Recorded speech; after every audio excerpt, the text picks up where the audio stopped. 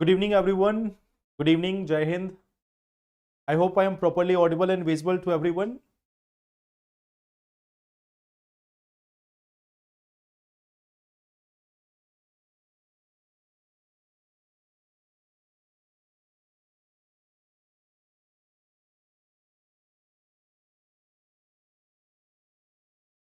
Good evening and welcome, everyone. I hope I am properly audible and visible to everyone.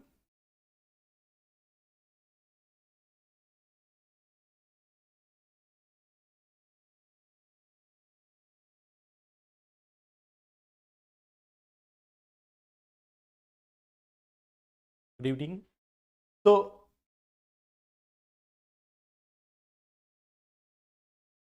in the last session, we were discussing about we have discussed about critical minerals dependence of India on China also.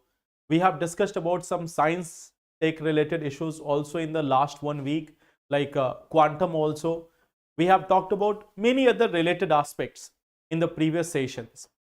Now in today's session, yes, good evening everyone. So I hope all of you are doing well. In today's session, we are going to talk about very important thing, and that is about the former Prime Minister of India, Dr. Manmohan Singh. Okay, so we have we all have heard about the demise of former Prime Minister of India, Dr. Manmohan Singh, and in this session we are going to talk about him also, like how he was a true statesman, how he has transformed India, and what were his contributions in shaping the modern India. When we talk about the modern India, here we mean the India after 1990s, the India which has become a global power, the India which is also a nuclear power. So in that context, we are going to talk about the contributions of Manmohan Singh. And then after, we are going to talk about other topics also. Like there is one topic, AI in education, the artificial intelligence in education. What are the risks and opportunities? So that is also something which we are going to see in today's session. Then after, we are going to talk about one simple editorial was there, rare earth elements from Kazakhstan. So it is a smaller news article, but we will cover that also. And then we will talk about this largest dam on Brahmaputra river by China also. So we are going to talk about that also. It is going to construct the world's largest dam on Brahmaputra river. So we are going to talk about all these issues, and we are also going to talk about this the questions also. But today we will first start with Manmohan Singh. We will first start with the contributions of Manmohan Singh, and in the end of the session we will come back for the questions also. Okay, I am fine, and I hope all of you are also doing well. If you see, in Delhi it's been raining since morning. In Delhi it's been raining since morning, so the weather is becoming quite chilly now. Many of you are there from Delhi also, so I think you all might have experienced that we are having this rainfall from the morning itself. I think maybe it has started last night itself. Okay, so it's still raining there, and in upcoming few days, normally this is the trend, that when we are having this end of the year, by that time the winter really comes in Delhi. Okay, so it's now 25th is gone. Today we have 27th of December, and I think that from today onward, now everyone will say that yes, winter is finally here in Delhi. Yeah. So let's see. Let's first talk about Manmohan Singh, and then we will come to this part. Okay. So if we talk about Dr. Manmohan Singh, many a times it has been said about him that he used to speak very less. He used to speak very less. Okay. And generally, there is also the saying that the smarter you get, the less you speak. The smarter you get, the less you speak. So this is one thing which perfectly applies to Dr. Manmohan Singh. Although he was talking about various issues, he has talked about various issues, but he was not like just any other politician. he was one person, like if you see, he was not a career politician. Rather than that, he has been in various of the institutions of the country. He has been as chief of UGC also, the University Grant Commission. He has worked in this as a governor in RBI also. He is one person who has worked as a governor of RBI also.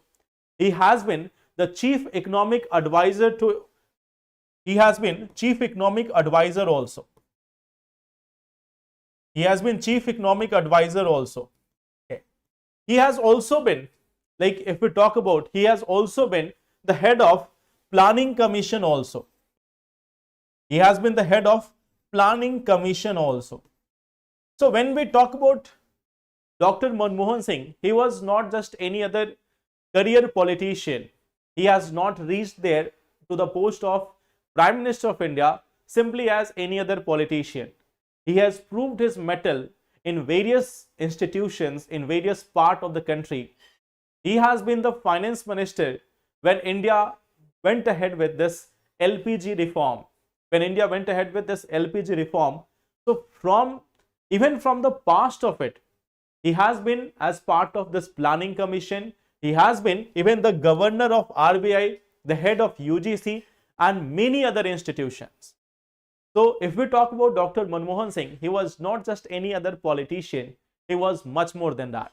Okay. If we talk about his contribution, the one thing which we know that this LPG reform which was there in 1990s, we know that it has laid the foundation for this modern Indian economy. So this one has laid the foundation for modern Indian economy. This has laid the foundation of modern Indian economy.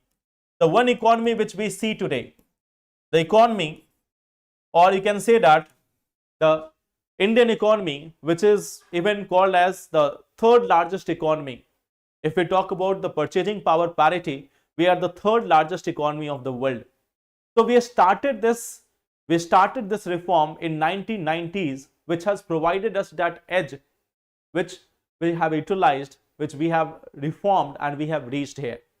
So these LPG reforms, which were heavily criticized at that time, even for initial 10 years, 15 years, it was heavily criticized, but we know that how it has transformed the Indian economy in future. Okay. So that was his one major contribution. Then we have this civil nuclear agreement with United States in 2008. Just to give you a context, you know that in 1998, we were having this Pokhran test. We had this Pokhran test. Okay. We have conducted this Pokhran test in 1998. Another very important contribution by one of the former Prime Minister of India, Atal Bihari Vajpayee. So during his prime ministership, we had this courage to conduct the nuclear test in 1998. And you can see that just after that, from 2006 onwards, we started having this civil nuclear deal with United States. This civil nuclear deal with United States opened up the avenues of nuclear deal with European and other developed countries,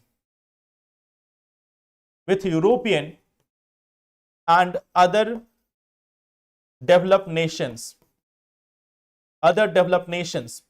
So this is one part. What we see that his civil nuclear deal, it was simply just a deal with United States. This deal with United States paved the way for all other nuclear deals. It provided India that that opportunity that India can have nuclear deal with all other countries, especially the Western developed nations. We can have deals with them also. So this was again a watershed moment in nuclear history of India. So that was also done under his prime ministership. Okay. Then if we talk about his tenure as a prime minister, a few days ago also we were talking about this right to information. Like we were talking about this right to information a few days ago also. And you know that it was during his tenure in 2005 that this right to information was provided to people as a right, that yes, you are having this right to ask the question, to question the government. So it was one of the method to introduce transparency and accountability. Transparency and accountability in the government. Transparency and accountability in government sector. Okay. In government sector. Although in the present times we see that RTI has become somewhat diluted also. It has become somewhat diluted also. Now there is some challenge also with RTI. But yes, this was the beginning of an era where people can demand this, that yes, government has to provide answers to the people. Government has to give answers to the people. So that right to information was again one of the significant contribution of his government. Okay. Then at the same time, we also have this Right to Education Act. Okay. So it provided that it made this a right, free and compulsory education. Free and compulsory education for children aged 6 to 14. Okay. So this provided for free and compulsory education. Free and compulsory education to children of age 6 to 14. Okay.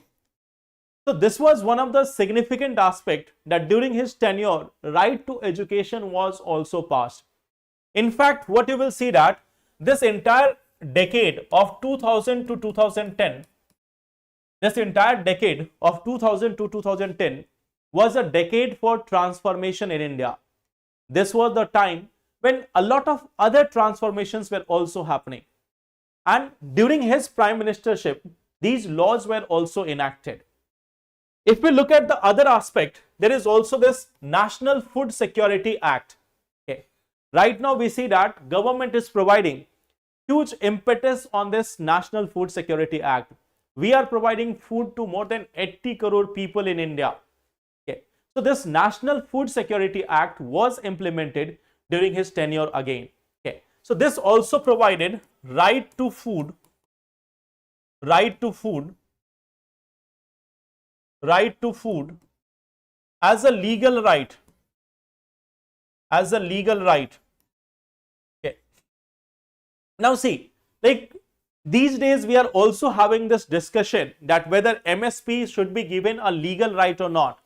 We have recently seen that the parliamentary panel, the standing committee of parliament, it has said that it should be given a legal right. So in same manner, during 2013 or even prior to that, there was a demand that this PDS system or this right to food should be made a legal right. And it was done in 2013 in form of National Food Security Act. So that was also a transformation of his time. And we see that even in the present era, all these laws or all these things are still relevant. If we talk about right to information, if we talk about right to education, if we talk about this right to food, these all laws are having this relevance in the present time itself. Okay. It has helped the Indian democracy to become much more evolved, to become much more public welfare oriented. So that's why these laws are quite significant here. Then we have this National Rural Health Mission also. Just to give you a context, in 2005, the IMR rate, infant mortality rate in India was near about 55. It was near about 55.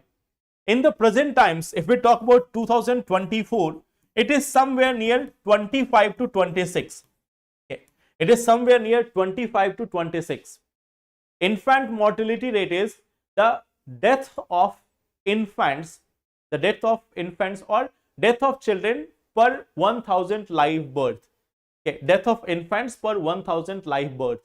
That is infant mortality rate. So we have reduced it almost to half. So one of the significant component of it was National Rural Health Mission.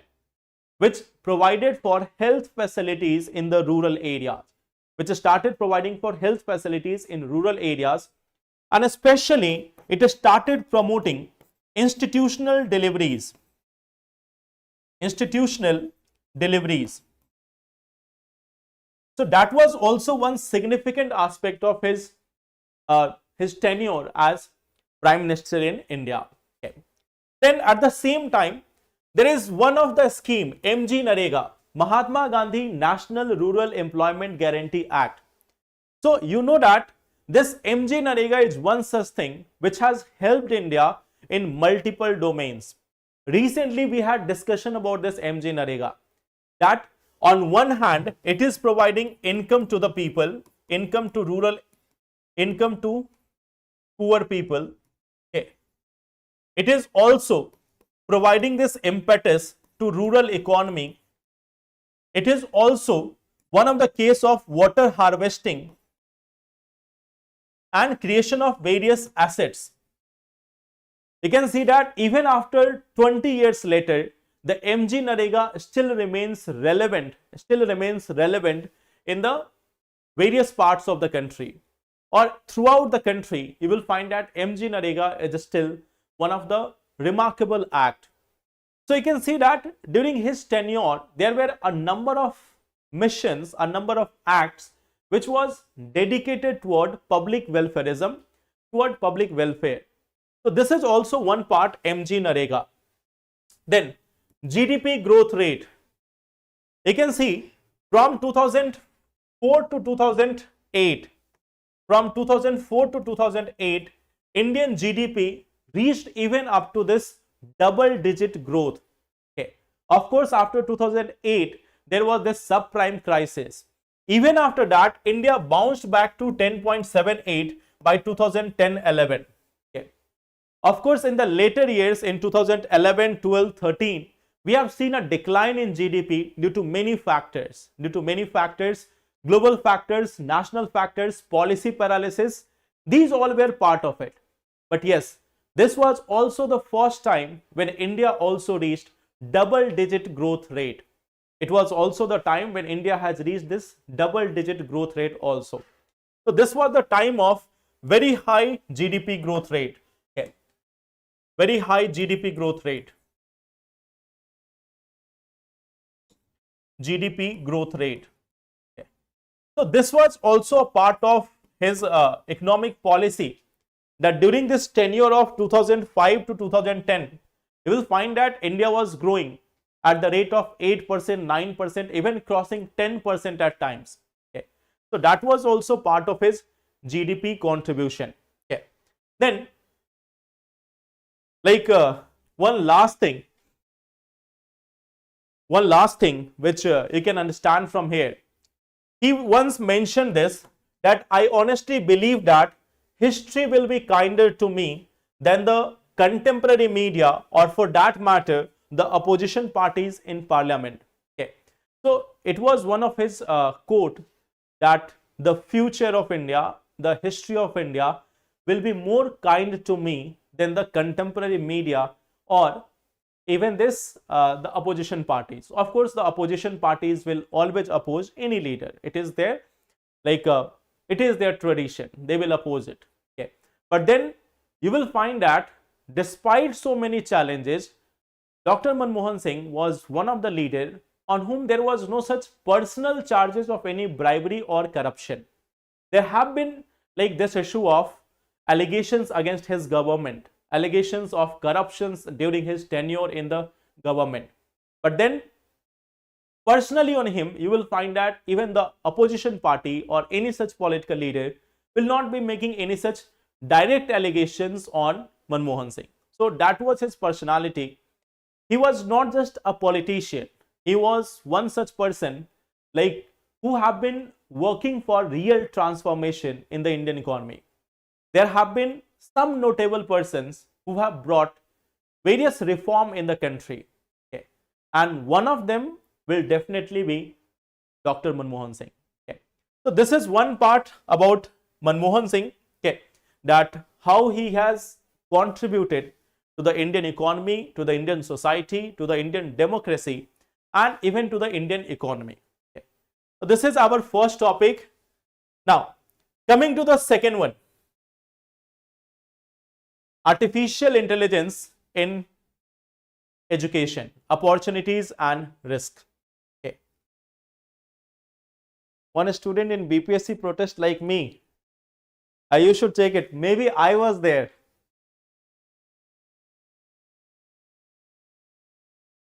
Maybe I was there. Okay. And then I took a flight and came back here. Okay.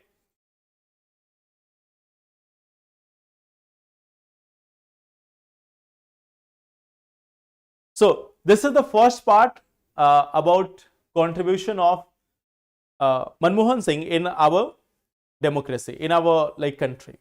Now coming to the second part, AI in education, artificial intelligence in education. So tell me a few examples, tell me a few things, like what is the contribution of AI in education? What is the relevance of AI in education according to you? What is the relevance of AI in education according to you?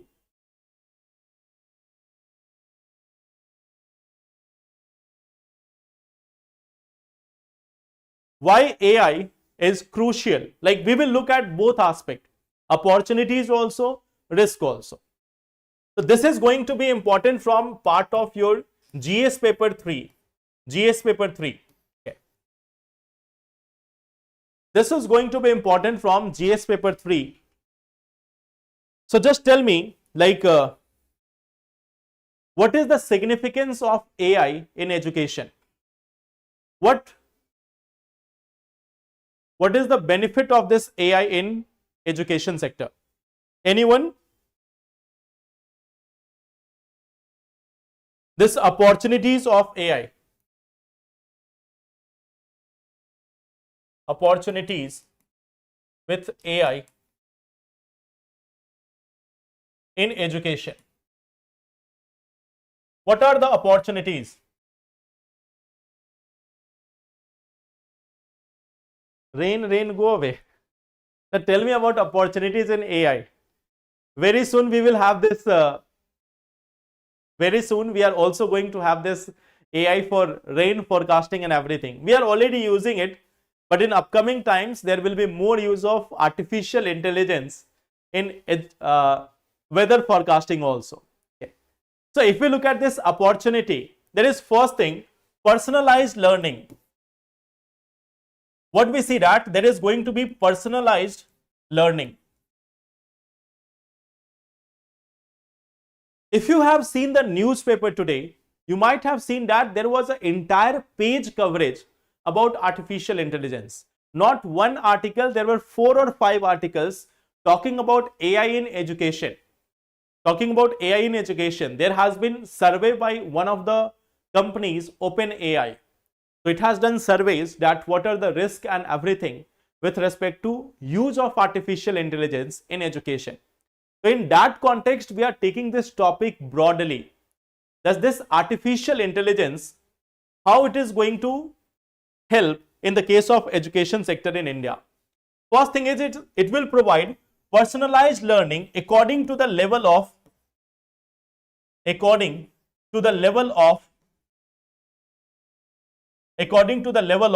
learner. Means suppose that you are reading something. Let us say that you are reading polity, and in polity you are reading about the different processes which are going on in parliament. Now while you were reading this parliament chapter, you were able to understand the tools and everything in parliament, but you are not able to understand this how the bills are passed, how the resolutions are passed, and how the parliamentary committees are functioning. So AI will give you multiple examples, multiple solutions to understand how this parliamentary functioning happens in India. It will give you a personalized learning according to your level. So that is the benefit of AI. Okay. Then at the same time, quality education in remote areas. Quality education in remote areas. Now see, in remote areas where you will find that there is scarcity of good institutions, good schools or colleges, in those areas, AI can again be one of the empowering tools. It can provide that quality education in remote areas also. Okay, like they can also provide the solutions in regional language. They can also provide the solution in regional language. Okay, can provide solution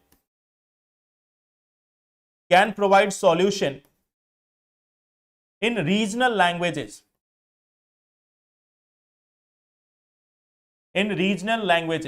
Okay. Like suppose that, just to give an example, in the future there may be a scenario. Suppose that YouTube starts using AI for live translation, of the speeches or live translation of the content. So suppose that like some of you are saying that you should also be teaching in Hindi or other things. So in future there may be a situation that maybe I am teaching here in English, and you will get the translation of it live in various formats using AI on YouTube. Okay, maybe in the future, not now, right now, but maybe in future, YouTube will bring some algorithms or bring some like AI tools which can give that live translation also while the classes is going on. So while I am speaking here in English, you will be getting in different languages. Some of you might prefer Bhojpuri or Mathili or Sanskrit. Some may also go for Haryanvi language also, okay, or Haryanvi tone also. Some of you might be tuning to other languages like Marathi also. Okay, so according to your preference, you can choose that what dialect and what type of translation you want. That may happen in future, of course, but not right now. Okay, so that is one thing. This can provide this education in multiple languages according to your requirement. Okay, then at the same time, use of AI in managing administrative tasks. Okay, in managing administrative tasks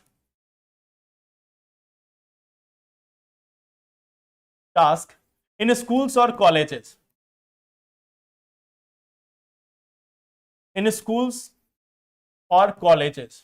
Okay.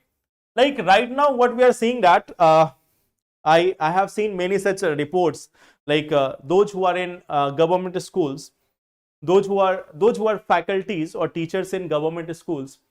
So they are also having this challenge that sometimes they have to maintain APAR ID, then sometimes Aadhaar card, then sometimes other card. So they have to also do a lot of administrative stuffs also. They have to do a lot of administrative tasks also. So in future, maybe the AI will do all these things for them. In future, these administrative tasks can be done by AI also with respect to them. Okay. So this is also one part, like how this AI can help. Okay. Then skill development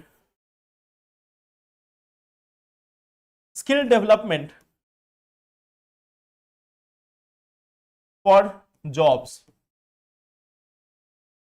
Like right now also what you can see that AI can teach you various skills. Like suppose if we have to get this proficiency in using Microsoft Word or Excel, or even in speaking some language or speaking some software or something like that. So it can also happen with the help of AI. It can also help you in getting all these things.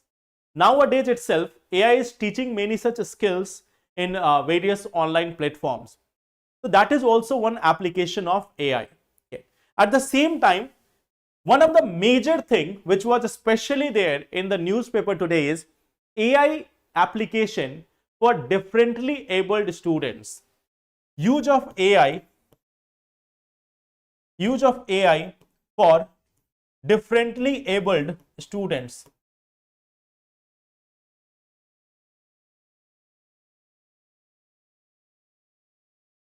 See, the thing is, like if we are talking about the metro cities, like if we are talking about Delhi, Bombay, Chennai, Visakhapatnam or other areas, you will find that these are very developed areas. Here you will have various schools which can cater to the demand of differently abled students also. They can provide that education to special or Divyangjans or to differently abled people also. But in other areas, in remote areas where we don't have that facilities, AI can be one of the enabler. AI can be one of the enabler of education in those areas. So that is also one part of it. Now, coming to the risk. What are the risks of use of AI in education? What challenge can be there? Can you tell me a few challenge? What challenge can be there in this use of AI in education? What challenge can be there?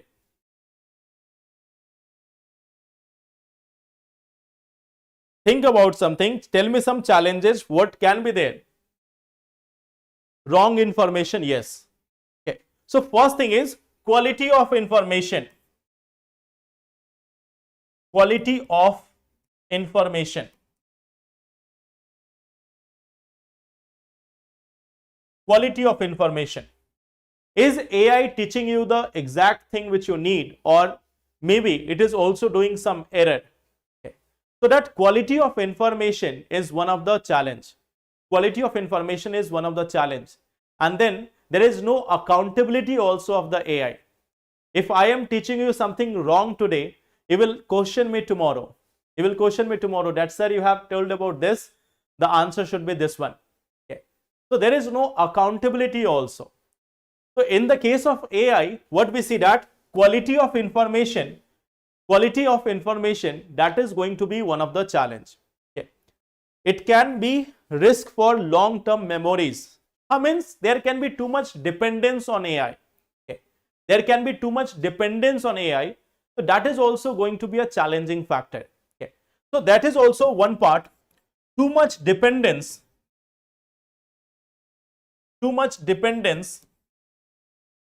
on AI can impact HI. That HI is basically human intelligence. Okay, that HI is basically your human intelligence. That if you are having too much of focus on AI, you are asking for everything from AI. So then the challenge is, what about your intelligence? Are you thinking about that issue? Like right now, what we see that you can ask for 100 of examples from the AI system, but then you are not thinking about it. You are not wondering about that subject or topic. So that is one of the challenge, that when you focus too much on AI, there is a challenge to HI, that is human intelligence. Then at the same time, there is also this one thing called as digital divide. Digital divide. What is this digital divide? Everyone will not be able to access the same AI. Like just to give you an example, like suppose one of the most commonly used platform today is ChatGPT. By many of the students also, one of the most common thing which is used is ChatGPT. Now ChatGPT also comes in like a traditional format, unpaid format, and there is also paid subscription. Okay. So I think paid subscription is something around 2000 to 2500. Okay. So that is the paid subscription for ChatGPT. Now everyone will not be able to afford this 2500 rupees per month for getting this help from AI. So there is going to be some digital divide which is going to be created in this case. That is one aspect.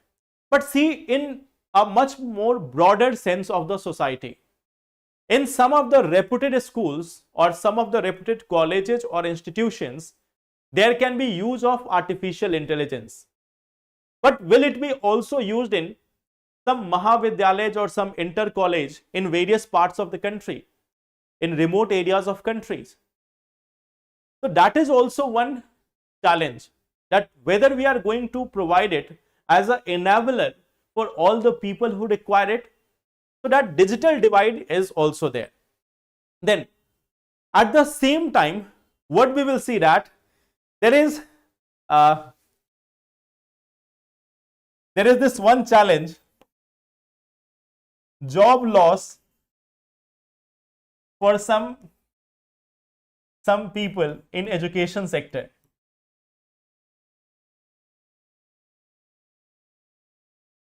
I think I should have put this point at the first list. Job loss for some people in the education sector. Okay. Now, when everything is coming from AI,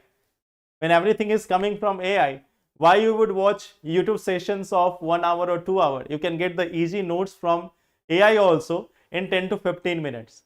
So that is also one challenge. There is a challenge for the educators also, the teachers also. And you know that a large number of people are preparing for government jobs as a teacher. Many of them have done courses and everything also, B.Ed, and so many courses are there.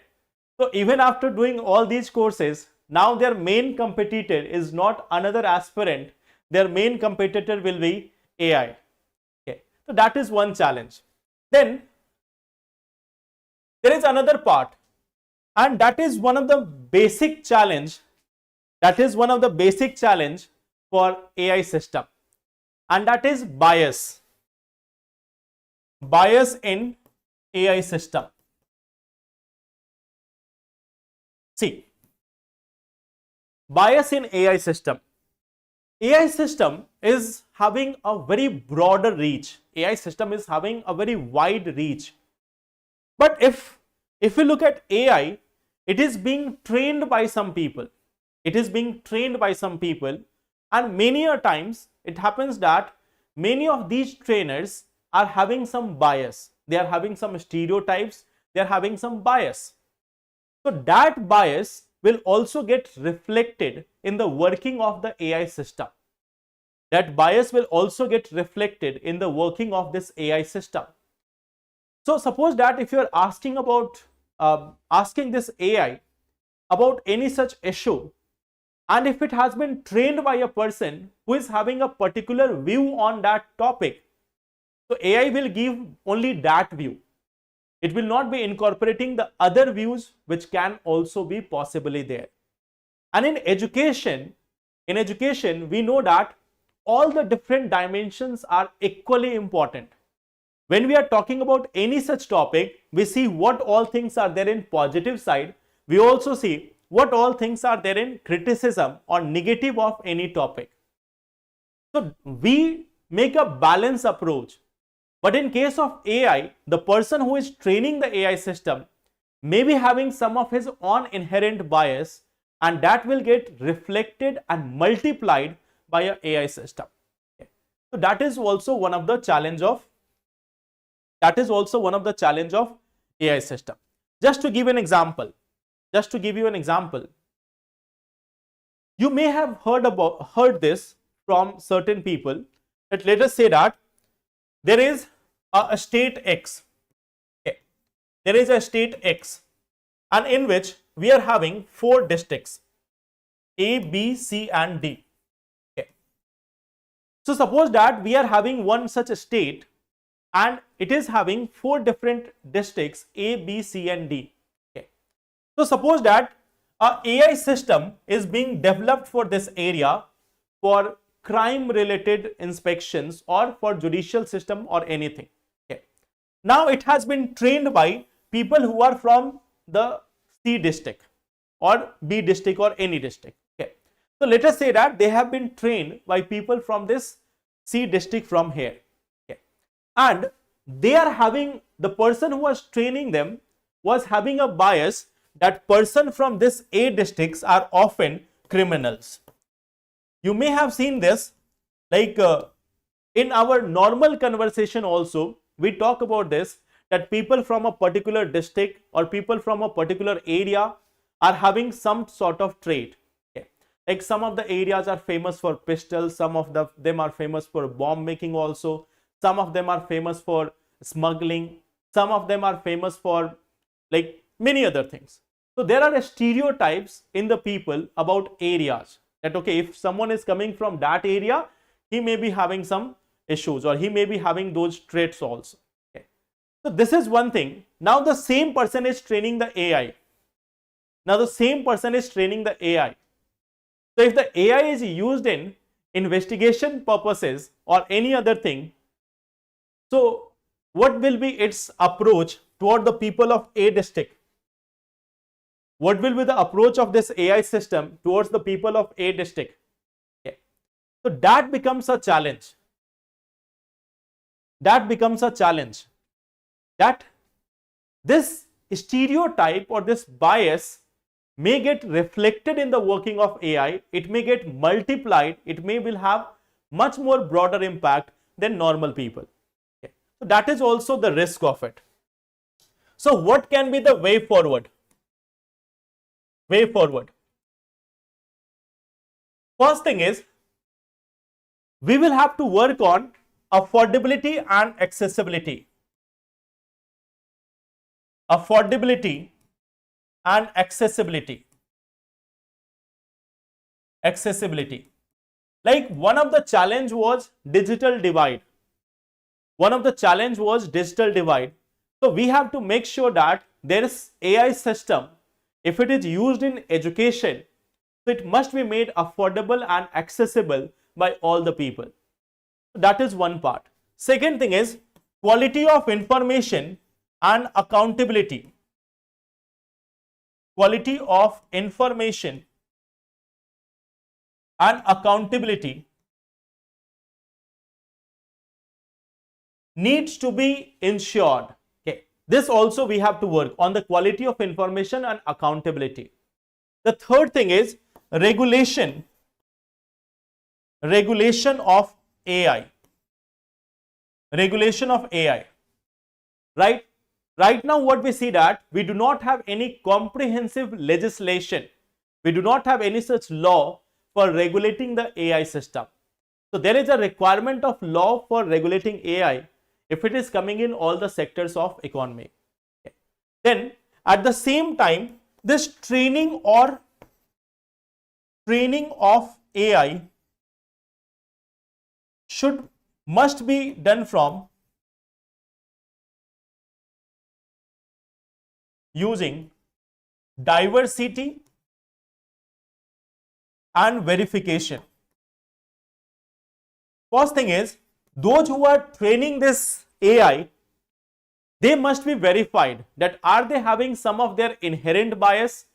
Second thing is, AI must be trained from diverse sources. It cannot be trained from just a few of them. It needs much more social diversity. So that is the requirement of AI in case of education sector. Okay. I hope this is clear. It is going to get worse. Yes, very nice line. It is going to get worse before it gets better. Okay. So that is one part. Now coming to the next topic, rare earth element in Kazakhstan. Okay. So see, just a brief about it, not too much of information, but just a brief about it. Around 15 out of 17 rare earth elements, they are found in Kazakhstan. Around 15 out of 17 rare earth elements are found in Kazakhstan. In the previous session, we have seen that we are almost totally dependent on China, and China is using its weaponizing its critical minerals or rare earth minerals. Okay. So now there is one discussion that we can have more such investment in Kazakhstan for extraction of rare earth elements. It is also having significant proportion of rare earth elements, but then there is a need of investment in this area. Okay. So it is one of the source of rare earth elements for India also. India is already looking for various opportunities in this area. So that is one aspect which you have to know. Then if we look at the bordering countries, it is having Russia on one side, then Turkmenistan is there, Uzbekistan is there, Kyrgyzstan is there, and China is there. So it is sharing borders. It is sharing borders with Russia, China, Kyrgyzstan, Uzbekistan, and Turkmenistan. Okay. This entire area is Russia only. It is also related with your Caspian Sea. So here we are mainly looking this place from the map point of view, that What are the countries with which it is sharing the border? It is linked with Caspian Sea. On this side, we have Turkmenistan, Uzbekistan, and Kyrgyzstan. Okay. So, you can make this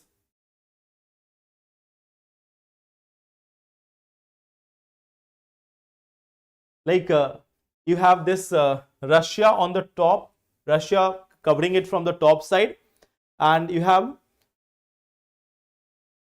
like you can make some mnemonics for this, TUKC or something else. Okay. You have T, you have U, you have K and C. You all have seen that one show was there. One show was there, Tarak Mehta Ka Ulta Chashma. So from there also you can remember. Okay. Tarak Mehta Ka Ulta means Uzbekistan and Chashma is for China. Okay. So Turkmenistan is there. So you have that show, not Tarak Mehta Ka Ulta Chashma. So from there, if you try to remember, Russia is already there on the top side. But if you want to remember from this, the 4 countries which are here, just remember that mnemonics, Tarak Mehta Ka Ulta Chashma. So from there, you will find that we are having this Turkmenistan, Uzbekistan, then we are having this Kyrgyzstan and also China. These are the 4 countries. Raka Tau Chacha. You can go for that also. You can make some of the mnemonics for remembering this. Okay. So that is one part which you can do for remembering this Kazakhstan. Remember, this is an important source for rare earth elements for India. That is the relevance of this. Okay. Now, there is one more place which we have to see, and that is construction of this world's largest dam on Brahmaputra river. Okay. Now, when we talk about this Brahmaputra river, you know that it enters India from a point called as Namcha Barba. Okay. From this point on Namcha Barba. Okay. So China is making a dam just beyond this Namcha Barba. They are building it in Tibet side. So just after this Namcha Barba, they are constructing one of the largest dams of the world. One of the largest dams of the entire world. Okay. So this is a serious matter of concern for India also. Okay. If we look at this, it is like the name of Brahmaputra in there is Yalung Jangbo River. Yalung Jangbo River, that is the name of Brahmaputra in Tibet region. Okay. What we see that it will be at a cost of $137 billion. So it is a very heavy, means a very huge project. $137 billion, that is the project cost. Okay.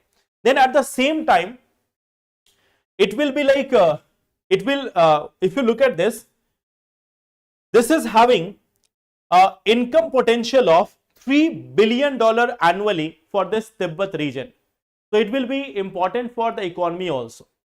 But for India, this project of China is going to become a concern. Why there is a concern? Why we are concerned about this? First thing is, China can control the flow of water. China can control flow of water. Flow of water. So it can reduce the supply of water to India at various times.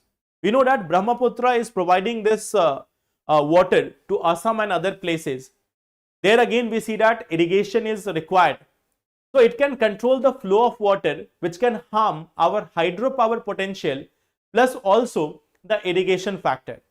So hydropower plus irrigation is going to be impacted by this. On the other hand, it can also cause, it can abruptly release the water also. Abrupt release of water, it can cause flood in India. Okay.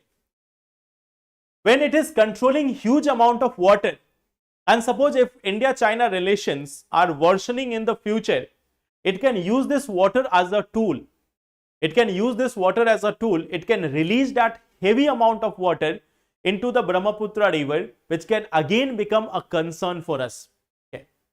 So in any case, either through making the regions dry or making it flooded, it can harm us.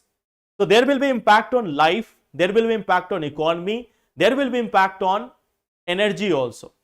So that is one of the challenge with respect to this largest dam on Brahmaputra river in the Tibet region. Okay. So that is one part. Now, if we look at this Brahmaputra river, now we will see some questions also with respect to this. See, tell me, which of the following are tributaries of Brahmaputra river? Dibang, Kameng, Lohit. Which of them are tributaries? This can affect, yes, of course, this can also affect the water flow or irrigation, farming. So tell me this part, if we look at this question, which of them are tributaries of river Brahmaputra? Options are Dibang, Kameng, Lohit.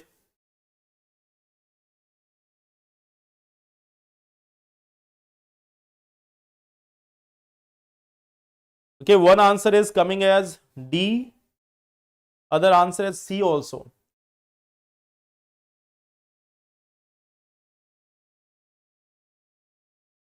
Which of the following are tributaries of Brahmaputra? Dibang, Kameng, Lohit.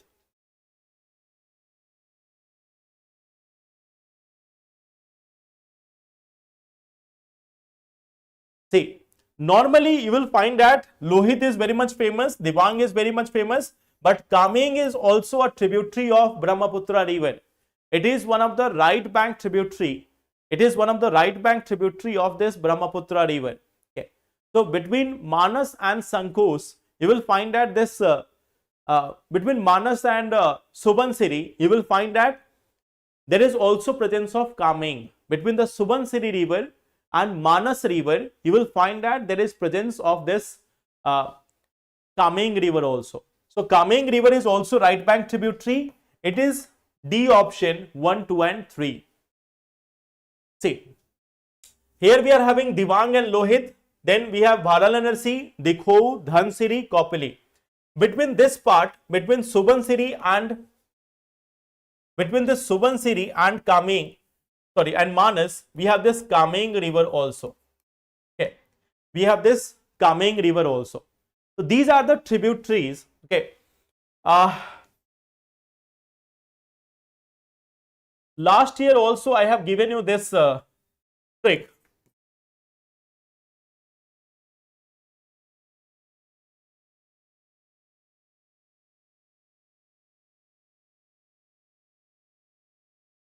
Last year also I have given you this trick that for the right bank tributary, you can have this that upar mein sabki masti chal rahi hai. Sub stands for Subansiri, then Kameng is for the second part, then we have Manas, S is capital, it is Sankosh, and then we have Teesta. Okay. So on the upper side, we have this Subansiri also, then we have this Kameng also, Manas also, Sankosh also, Teesta also. So this is one part which we can see that these are the tributaries in the upper portion. In the lower portion, we again have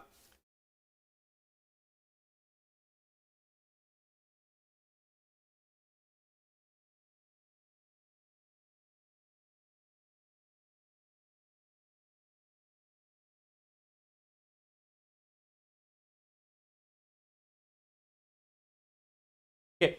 So here also we have this one mnemonic. Okay, of course it will be in Hindi only. So here we have Dibang, then we have Lohit, then we have Bharali Narsi, then we have this Dikhou. Okay, so Bharat is for Bharali Narsi, Dikhou, Dekho. Then we have this Dhansiri also and Kopili also. So we are having these rivers on the left bank and the upper ones on the right side. Okay. So last year also in mapping session we have done this. In Brahmaputra we have in the upper side, in right bank tributary, we have this one trick. ऊपर में सबकी मस्ती चल रही है. So where we have Subansiri, Kameng, Manas, Sankos, Teesta. On the lower side, we have Dibba Lo or Bharat Dekho Dhanka. So we have this one part. Dibba stands for Divang. Then we have Lohit. Then Bharalanarshi, Dekho. Then we have Dhanshiri and Kopili. So these are the rivers in this area. Marathi mein. Okay, I will have to learn the Marathi language for that. I understand somewhat Marathi, but I don't know Marathi very well. Okay. Now, this is one part. The Brahmaputra, Irrawaddy and Mekong River originate in Tibet narrow and parallel mountain range in their upper reaches. Of these rivers, Brahmaputra make a U-turn in its course to flow in India. This U-turn is due to, if you look at Brahmaputra river, it makes a U-turn and it enters into India. So why we are having this U-turn of Brahmaputra? The first option is uplift of folded Himalayan series, then syntaxial bending of geological young Himalayas, geotectonic disturbance in tertiary folded mountain chains, both A and B above. So what will be the region? Why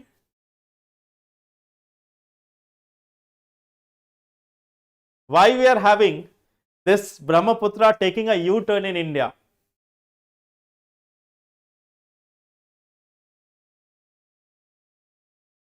Why we are having this Brahmaputra taking a U-turn in India?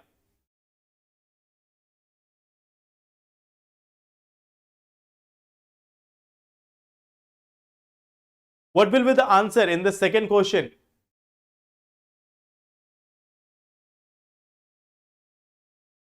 Okay, one answer is D option.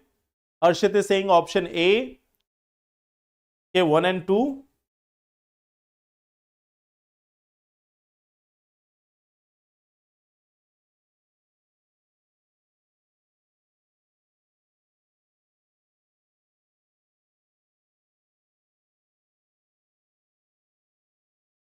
See, what we see that, yes, normally you will find that in UPPCs or other exams, when with both A and B are given there, you think that yes, it may be option, but in UPSC, you will have to be very much cautious.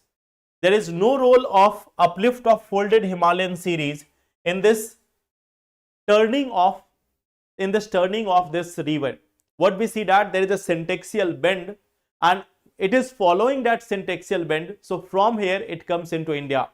So here the answer is this syntaxial bending of geological young Himalayan regions. So this forces the Brahmaputra river to cut into India. You may have seen this, that for Brahmaputra it is written, it cuts a gorge through this Namcha Barba and enters into India.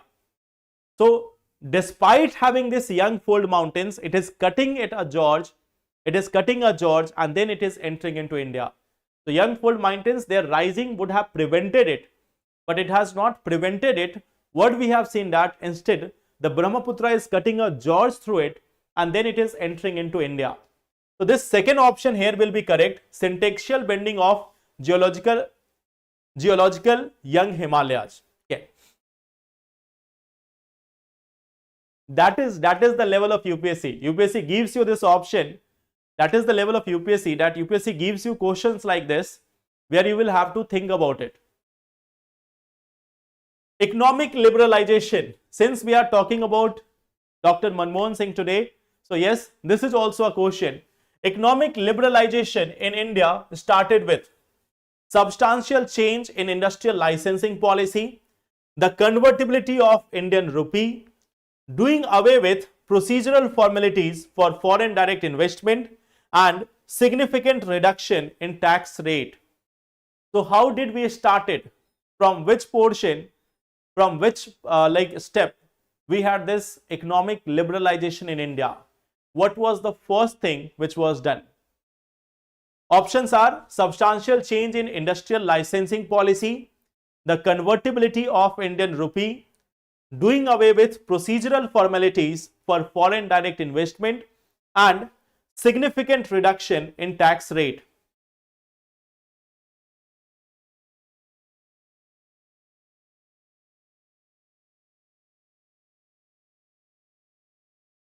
Option A, yes. See, option A is true one. Like first thing we started with is industrial licensing policy. They were made much more suitable. Many of them were scrapped. Okay. Many of them were made much more lenient. So this was the beginning of economic reforms in India, economic liberalization in India. When various sectors were opened up, this marked the end of license Raj. This marked the end of license Raj in India. Okay. So this was the part, substantial change in industrial licensing policy. Okay. Then the next thing is, one of the important goals of the economic liberalization policy is to achieve full convertibility of the Indian rupee. This is being advocated because convertibility of the rupee will stabilize its exchange value against major currencies of the world. It will attract more foreign capital inflow in India. It will help promote exports, and it will help India secure loans from world financial markets at attractive terms. Okay.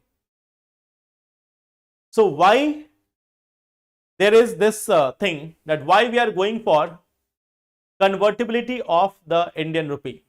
Why we are talking about convertibility of Indian rupee?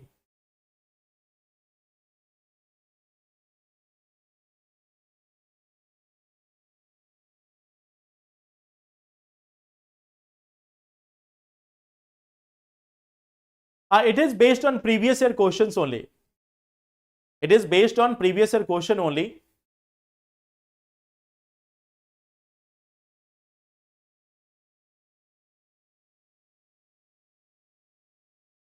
Convertibility of Indian rupee will mean what? Convertibility will mean that nowadays what you are seeing, that rupee is easily convertible into dollar or yuan or any other currency. So it is being done according to market forces. Like you might have seen that like $1 is going up to even 85 rupees. So if you give 85 rupees, you will get $1. So it is easily convertible, means you can convert it from one currency to another currency. That is convertibility. In the beginning, like if we talk about 90s or before that, it was not openly convertible. It was managed by RBI. RBI was deciding how much you will get for it. Okay. So that was closed system. That was not full convertibility. So why it was advocated? Multiple answers? Yes, question is tough. The answer here is, the official answer here is this: convertibility of the rupee will stabilize its exchange value against major currencies of the world. Okay. So when rupee is convertible, then after some times it will become stable. It will become stable with respect to other currencies of the world. Before convertibility, its price was highly fluctuating. Right now you see that the price is almost constant. There is sometimes huge change, but otherwise it will remain at a particular level. Like suppose if we have reached 85 rupees, so you will find that for the next 6 months or 7 months, it will be somewhere near around this. Okay. So it is not fluctuating too much. But in case of no such convertibility, it will fluctuate very high. It will go to 100 also, it will go to 50 also, 60 also. So it is stabilizing its exchange value against major currencies of the world. So that is the correct answer here. It was officially asked in UPSC also. Sorry, it was official answer by UPSC also. So that answer will be A. Okay. So these were the questions for today. Okay. These were the questions for today. Just one question for you. Just one question for you at the end of the session. Impact of depreciation. Impact of depreciation of rupee. Okay. So tell me that what all possible impact of depreciation of rupee can be there. You can mention your answer in the comment box. So read about this topic. Read about this topic and mention the answer in comment box. Okay. Not just one part, all other things which you can get from here, all other relevant points which you can get for this topic. read about this and tell me in the comment box. Okay, so we will meet again on, I think, Monday now. We are going to meet again on Monday now, and we will meet again on Monday now, and then we will discuss the remaining things. One more change which has been proposed by some of you, that for the questions we can also have some easy questions and mix of difficult question. So from Monday, what we will do is, like from Monday onward, what we are going to do is, some questions based on previous lecture,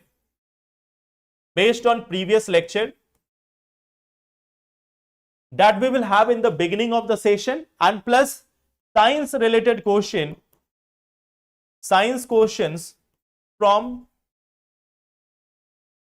August 2024. Okay, so we will have this on Monday and Tuesday, and then after that we will have the questions from September also. Okay, so in the next week we are going to cover August and September current affairs with respect to science, and then some questions based on previous lectures also, which we have done in the last 1 week. Okay. Okay, why I would be angry? No, I am never angry. So thank you so much, and let's meet on Monday then. We are also going to have this one session on essay writing today at 7 p.m. Okay, so we will talk about essay, that how you have to approach, what you have to write. So we are going to have that essay session at 7 p.m. today, and then we will meet in current affairs session next Monday. Okay, thank you everyone. Take care and enjoy the rain also, enjoy the weekend also. Thank you.